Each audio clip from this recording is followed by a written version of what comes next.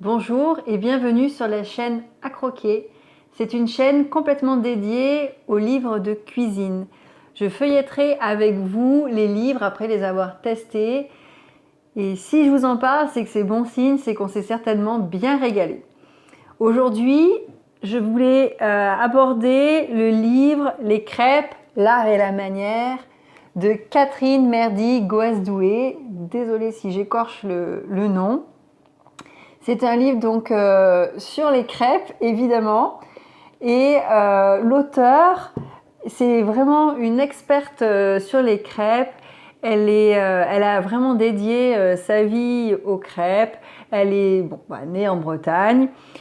Et elle a mené toute une carrière sur les crêpes. Donc elle était formatrice au Greta et maintenant elle a une école. Alors elle appelle ça un laboratoire école, donc où elle mène des formations pour les professionnels, mais aussi je pense pour les amateurs à vérifier. Et on sent vraiment tout au long de ce livre son amour pour la transmission, son amour des crêpes bien sûr, mais aussi son amour pour transmettre à tous la manière de réaliser des bonnes crêpes et de se régaler.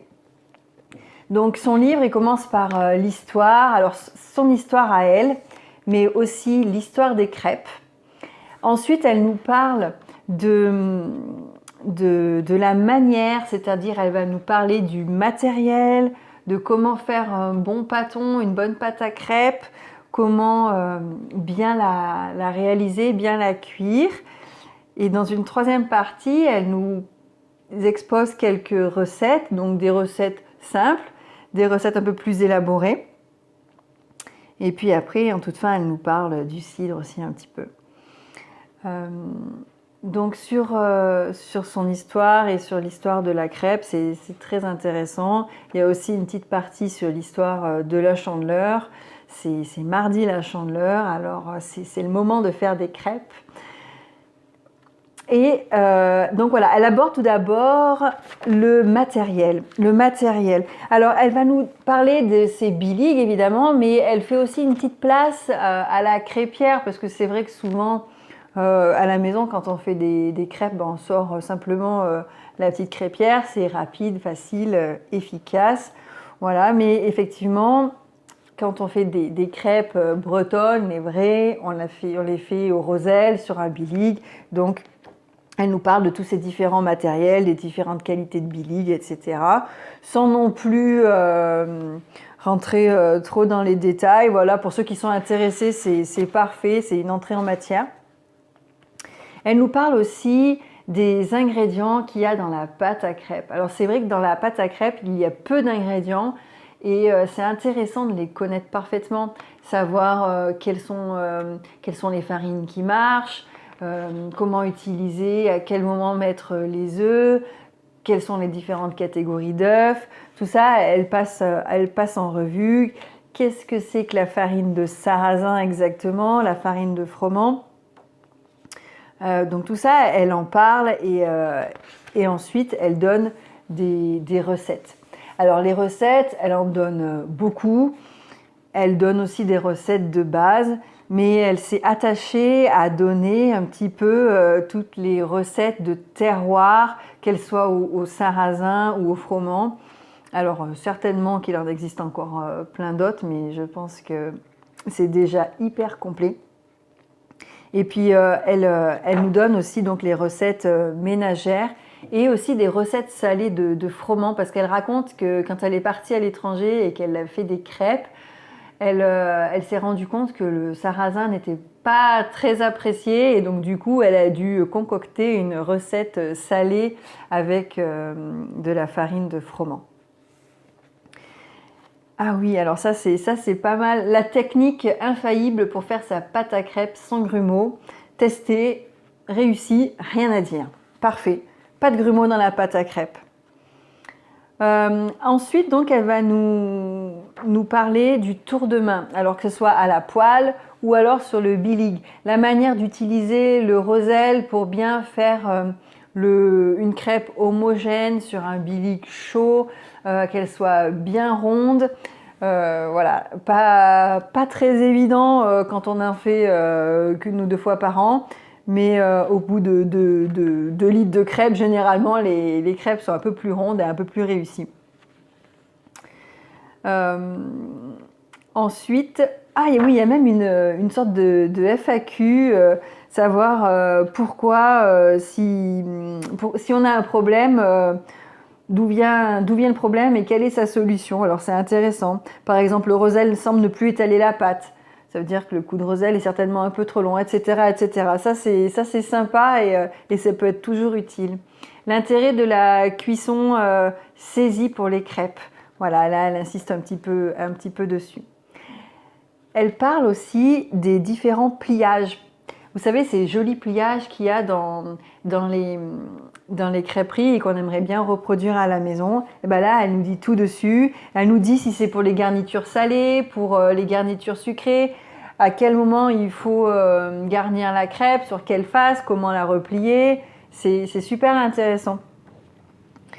Ça fait des jolies crêpes comme un professionnel, c'est génial. Et en dernière partie de ce livre, donc, elle nous offre quelques recettes.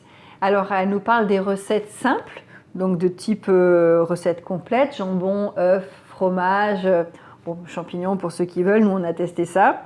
Et elle nous parle après des recettes un peu plus élaborées en deuxième partie. Et aussi, elle nous donne quelques recettes de base qu'on utilise très souvent pour faire les crêpes. Donc par exemple les sauces aux tomates, sauce aux champignons, sauce caramel au beurre salé. Alors ça c'est une recette qu'on a testée, super bonne. On a même fait sauter les petites pommes, des petites pommes pour les caraméliser. Donc on a fait une crêpe au froment avec des pommes caramélisées, sauce caramel. Et ben on s'est vraiment régalé. 2 recettes vraiment au top et sans surprise. J'ai aussi fait la brestoise. Alors, il faut que je vous la retrouve. J'ai dû mettre une petite étiquette. La brestoise, c'est une recette un peu plus festive avec des noix de Saint-Jacques, une petite fondue de poireaux. Pareil, si on respecte la recette à la lettre, c'est une recette réussie. Elle donne toutes les petites astuces pour réussir. Alors là, il y a un joli pliage. Par contre, je ne sais pas comment elle a fait, j'y suis pas arrivée. Mais en tout cas, elle était super bonne. Ensuite, je me suis noté quelques petites recettes, évidemment, parce qu'on n'a pas pu tout manger ce week-end ou tout faire, pour plus tard. Je me suis noté cette némou au saumon, parce que je trouvais ça très intéressant. C'était un pliage façon samosa. Donc, on fait la crêpe au sarrasin, hop, on la replie, on la plie de façon samosa. Et elle dit qu'on peut la frire. Alors bon, moi j'essaierai aussi au four pour peut-être essayer une version un petit peu plus light. Certainement qu'à la friteuse, c'est bien plus goûteux. Mais c'est intéressant, voilà, c'est une recette saumon épinard. Donc il faut faire la crêpe et après la plier en samosa. Je trouve ça super intéressant pour un apéro par exemple ou même pour une petite entrée avec une salade. Je me suis notée aussi de tester les crêpes dentelles. Vous savez, c'est les crêpes qu'on peut acheter souvent de manière industrielle, qui sont super fines, super craquantes.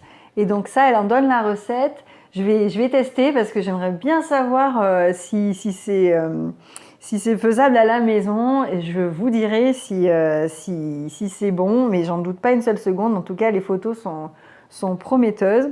Et ce qui est intéressant, c'est que ce sont des crêpes qu'on peut modeler, c'est-à-dire on peut faire une forme, on fait la crêpe, hop, on la met sur certainement un verre ou un pot, et puis après on peut garnir l'intérieur, c'est super joli.